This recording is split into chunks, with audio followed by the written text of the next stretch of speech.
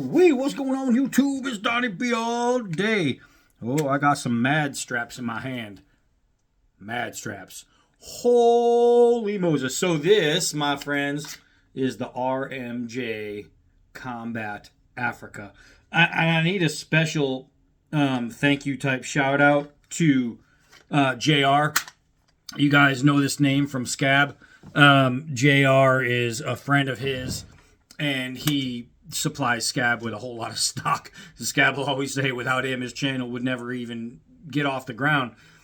He's just a great dude, and I need JR to know how much I absolutely and 100% truly appreciate him sending me this to play with.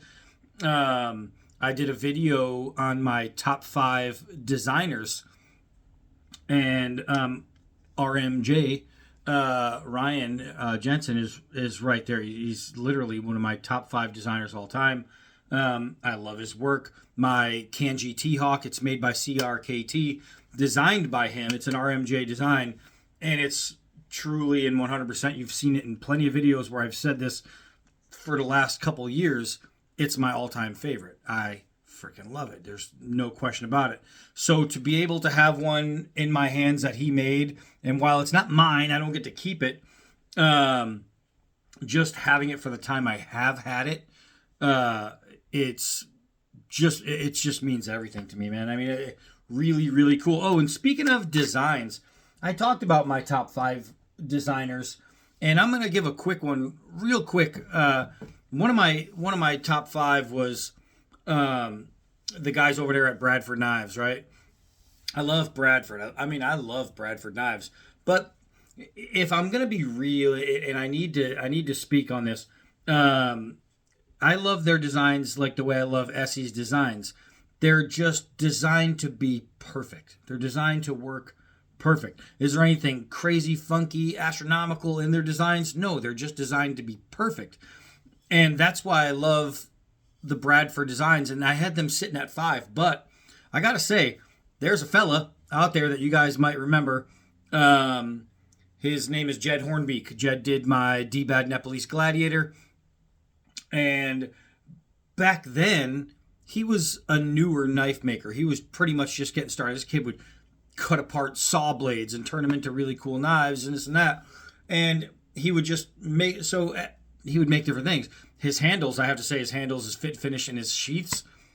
Find me somebody better. Just find me somebody better.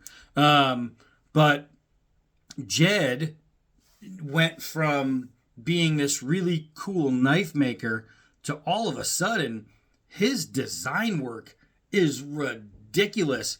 And I'm not going to lie, designer to designer, Jed Hornbeak, seeing what he's been doing and really paying attention, he has moved up into my top 5 favorite designers. And I'm really happy to say that. He's not just a quality designer or quality knife maker, but he's just a really good dude too. So I'd like to put that out there. If you haven't checked him out, go to Instagram and look up Jed Hornbeak. He just did some push daggers.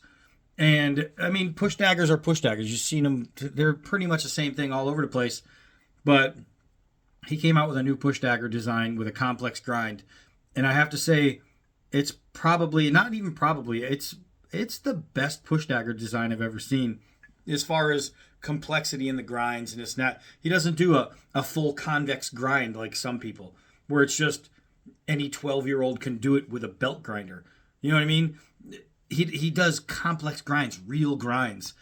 And I freaking love his work. So check out Jed Hornbeak on Instagram. The guy will blow you away. I mean, just insane. He's so damn good.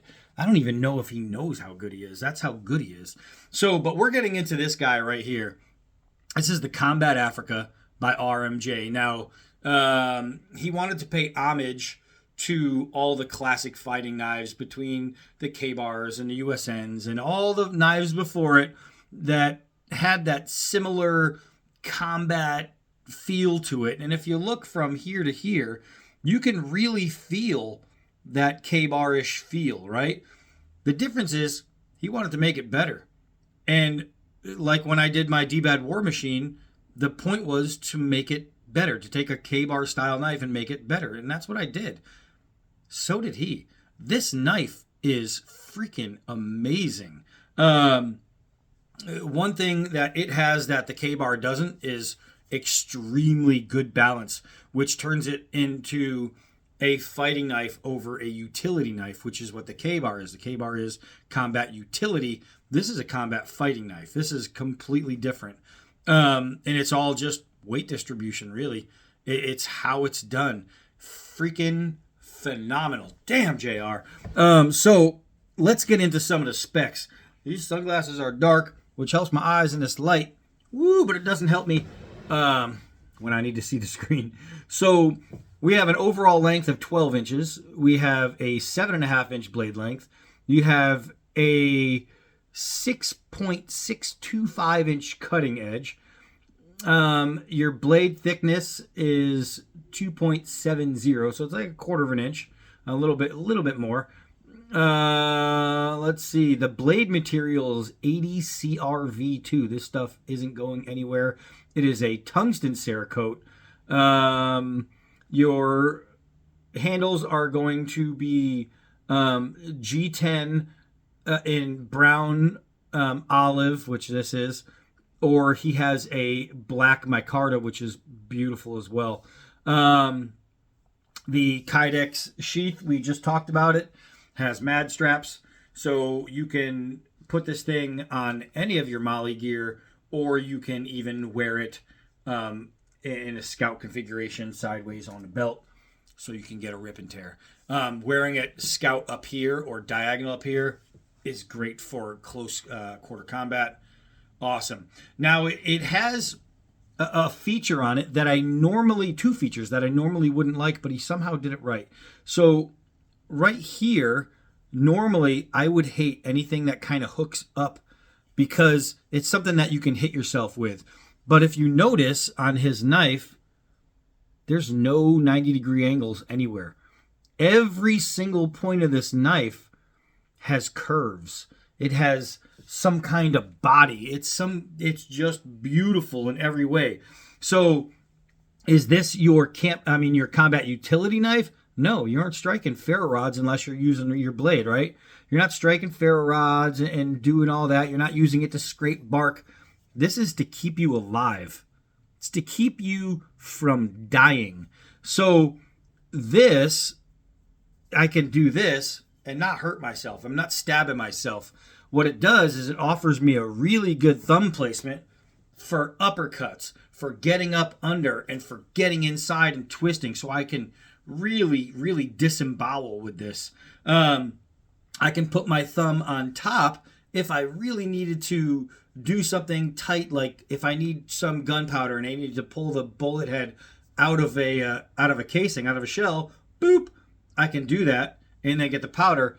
By the curve here, because my thumb fits in it like this without this gouging me, because it has round ends. I think that's done really well. The width of the blade offers a very, very nice hold when you're talking about your side grip. I take the handle, which is curved, and this is something I'll get into, which is curved, and it helps really lock into the wrist. So when I have to do tight cutting, man, those pull cuts are going to be amazing with this. Now, here's the second thing I normally don't like. I don't normally like pistol-style grips. This one isn't a pistol-style grip, but it's quasi. It almost gets there. And it stops just before it does. And that's the thing.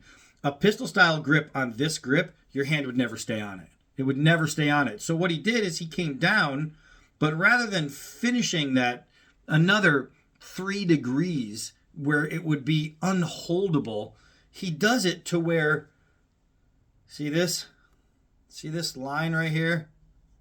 How that fits in there? When I grab this, my fingers are coming around that curve. And this little well right here, that little well right there, and this finger well right here, it locks you into the grip, especially in your forward fighting grip. Your forward fighting grip with your thumb on top, this grip right here, it makes this whole handle absolutely work. Now you'll notice the lines come down. Path of least resistance, right? You want the lines this way. Making lines this way means it's going to go flying right out of your hand. He knows what he's doing. The guy knows what he's doing. When it comes time to designing knives, he's just that good. Reverse fighting grip, the defensive grip, you can really use it that way. Now, remember, it is a swedged clip. It's not a sharpened swedge, but enough to where in a reverse fighting grip, which is a common fighting grip, and a lot of people just don't know it. So you can make those back cuts. You'll catch that clip, and if you catch it on skin, that's just going open. But then you can still come through, and you can still come around. This grip right here is super comfortable on this knife. The guard offers the webbing of your thumb a really, really positive landing, and it makes it just fantastic in the hand. Everything he did on this knife, he did right. The parts that I would normally complain about, a dropped end of a grip, a big thing hanging off of here, the parts that I would normally complain about, he did in a way that I have nothing to complain about. I would love to be able to say, oh, if he only did it, or if this was mine, it would be, the only thing I would change is I'd grind this off. That's true on most knives. But because he rounded everything, he went from utility knife to straight up combat. This is not your camp knife. No way. No way. No how is it your camp knife. Can it go ahead and baton wood and all that jazz? We'll do a little bit of that, but this is a fighting knife. This is a straight up save your life with a blade fighting knife. Let's take it outside. Woo! All right, it's getting a little chilly out here today. Check this thing out, man. This is perfection personified. It's just a really, really great knife by a really, really great knife maker, great knife designer. It just covers all the freaking boxes. And for me, that's important. Does it have to be able to be used? Absolutely. What knife doesn't? But it also has to be able to be held properly, used properly, made properly to do what it's supposed to do. And that's what we're going to go through right now. All the properlies. So let's put that down. Now, I did throw it once already. I took it out with my tomahawk. I walked over and it was literally a first time throw. And while I didn't measure where my footing was supposed to be, I went where I commonly throw knives around that size. And I think I got lucky because it just stuck on the first shot. I don't want to say it's because I'm so amazing as a thrower. I was able to get it on the first shot. I just walked over, let it go, and it stuck. And I threw it first, and then I threw the tomahawk right after, and they landed together. Check out that short. It's called Throwing Legends. I just went out there and gave it a wing, and it stuck. And I knew I could stick the tomahawk. That's why I threw that second. So now this is a used knife. It is a used edge, so it's unfair to do certain tests. But we're going to try a push cut. And there we go. Took a little muscle, but I didn't have to do any sawing. It just went straight through. Let's do some 4-foot drops. Woo! Gravity bite right there. That's actually pretty nice.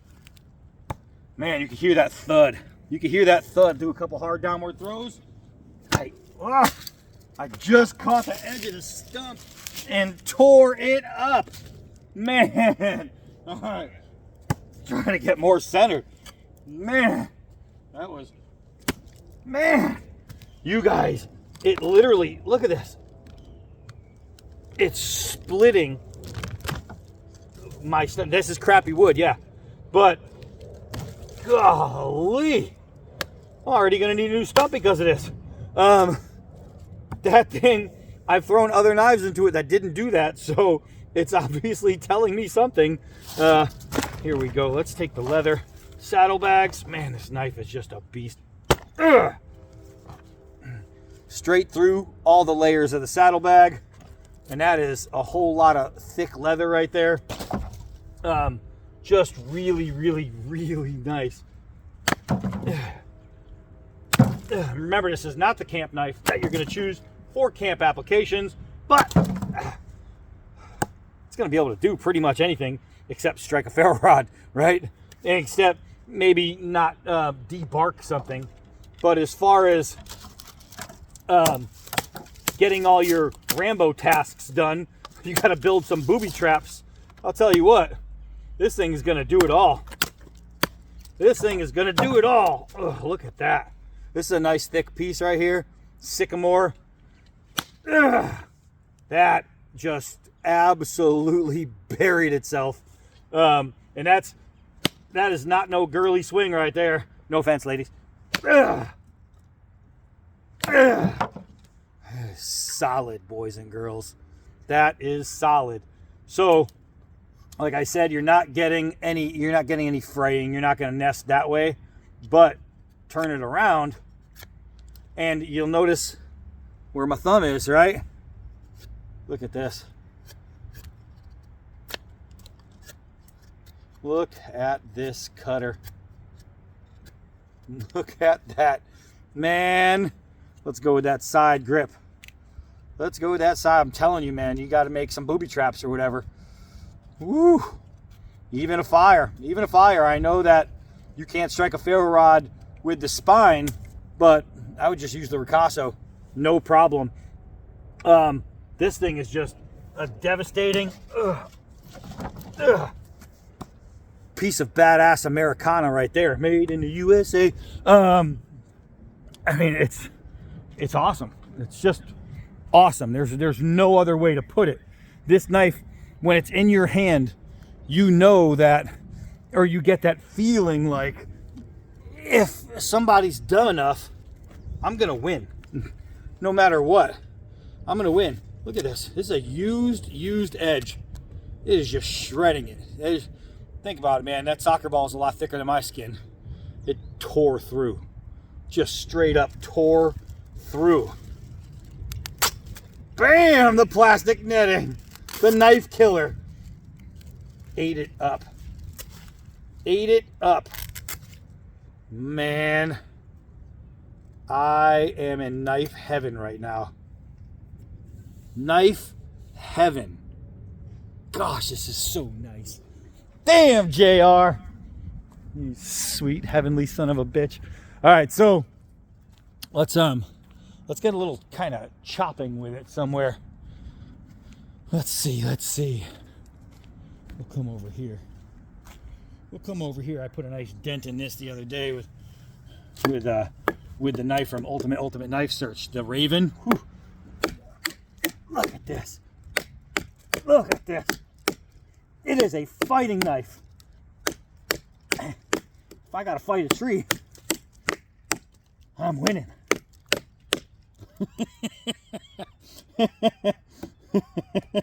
That's crazy, man.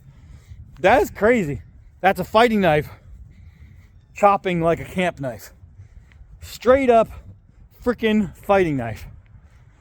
Oh, it's so beautiful in the hand. Wow.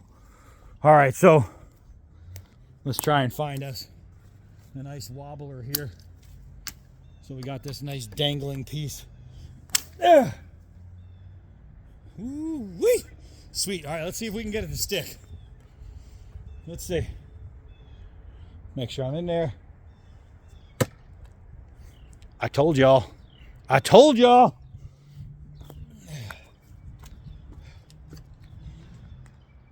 RMJ. So doubt me if you think I didn't get it on the first try. Doubt me. Oh, you didn't get it on the first try. You probably edited it. Show me where I stopped the video. Woo! Golly. I am so knife happy right now. I am knife happy. And it's nothing I did. That's all JR, man. That's all Scab and JR. If it wasn't for Scab, JR's knife would have never made it here. So, ladies and gentlemen, boys and girls, when you're out thinking to yourself, wow, JR, we really appreciate what you did for D-Bad, send that.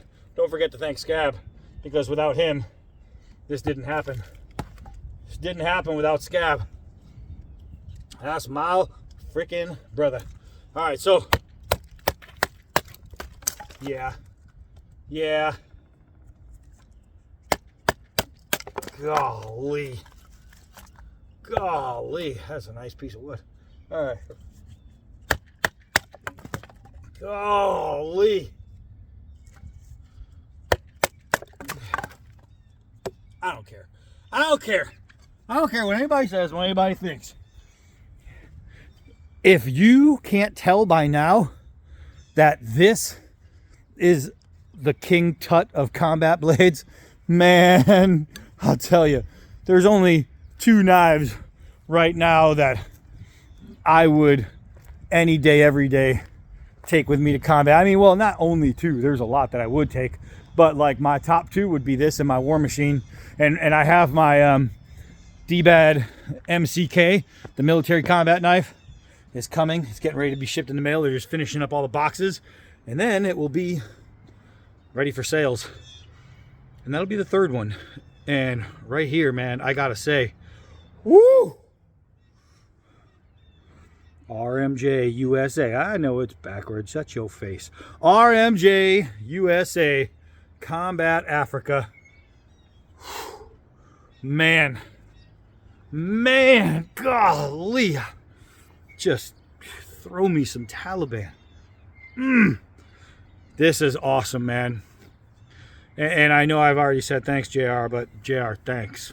See, I put it backwards that time, so it's not like you're hearing it over again. Man, sweet. So, I would say if you have a chance, but they're sold out, so you can't get them. Bull. I looked on eBay, and they're $3.95 on eBay. There's some there, brand new, brand spanking new. So yes, you can still find them. I want one. I want one. I love this damn thing. JR, again, thank you. I'll be sending this back to Scab with the Raven. So it's coming back to you, man. Thanks just for letting me play with it. Thank you for giving me the honor to use it. Dude, awesome. All right, so that's it for this one. I am Donnie B all day. Until next knife.